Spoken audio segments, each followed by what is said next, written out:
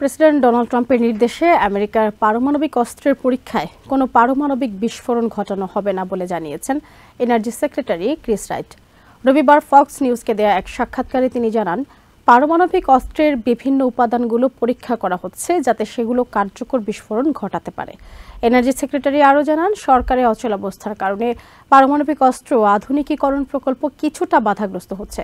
অন্যদিকে রাজনৈতিক বিশ্লেষক মার্ক লেইবোভিচ বলেছেন, ক্যারিবিয়ান সাগরে সামরিক অভিযান ও নাইজেরিয়ান সামরিক অভিযানের পরিকল্পনা ট্রাম্প প্রশাসনের আগ্রাসী মনোভাবের প্রকাশ।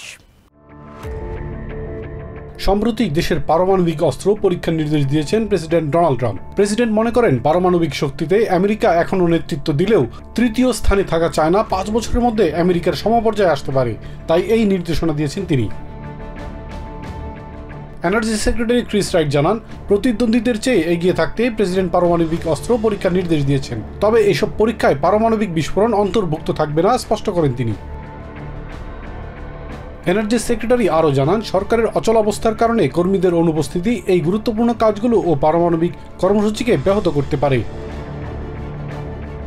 অন্যদিকে আমেরিকায় মাদকের সরবরাহ বন্ধ করতে ক্যারিবিয়ান সাগরে নিয়মিত সামরিক অভিযান চালাচ্ছে আমেরিকা। পাশাপাশি নাইজেরিয়ায় খ্রিস্টানদের হত্যার অভিযোগে দেশটিতে সামরিক অভিযান চালানোর হুঁশিয়ারি দিয়েছেন প্রেসিডেন্ট ট্রাম্প। এসব অভিযান পরিচালনায় কংগ্রেসের অনুমোদন প্রয়োজন হবে কিনা জানতে চাওয়া হয় সাবেক ফেডারেল প্রসিকিউটর অঙ্কুশ খারদরের কাছে।